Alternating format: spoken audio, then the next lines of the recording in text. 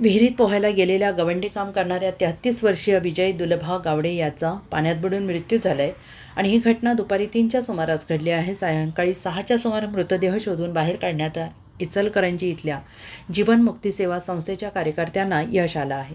हातकणंगले तालुक्यातील हेरले इथल्या माळभागावरील बाळासाहेब हवालदार यांच्या घरामध्ये विजय दुलभा गावडे हा 2 ते 3 महिन्यांपूर्वीपासून भाडेकरू म्हणून राहत आहे। तो मूळचा कर्नाटकातील उत्तर कन्नड जिल्ह्यातील कामरा या गावचा होता।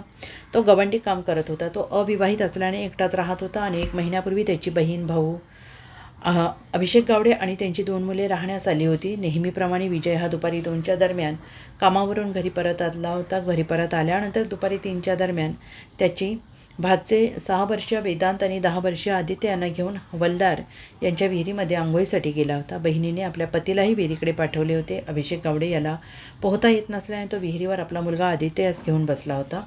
गावातील अन्य काही 2-3 मुले विहिरीत पोहत होती आणि मयत विजय गावडे यांनी 6 वर्षीय भाचा वेदांत याला खांद्यावर घेऊन विहिरीत उतरून पोहत दुसऱ्या कडेला जाऊन दगडाला धरून थांबला असता अचानक तो बुडू लागला। तिथे पोहणाऱ्या मुलांनी धाव घेऊन आदित्यला विहिरीच्या बाहेर आणले। दरम्यान विजय हा विहिरीत बुडाला। नातेवाईक आणि मुलांनी आरडाओरडा केल्यानंतर ग्रामस्थ जमा झाले। काहींनी विहिरीमध्ये उडी मारून शोधाशोध केली पण तो मिळून आला नाही। अखेर हातकणंगले पोलिसांनी इचलकरंजी इथल्या जीवनमुक्ती सेवा संस्थेच्या कार्यकर्त्यांना मृतदेह शोधण्यासाठी पाठवले। 1 तासाच्या अथक परिश्रमानंतर मयत विजय गावडे याचा मृतदेह बाहेर काढण्यात कार्यकर्त्यांना यश आले। 2 महिन्यापूर्वी हे कुटुंबीय इथं आल्याने त्यांच्या ओळखीचे असे इथे कोणीच नव्हते।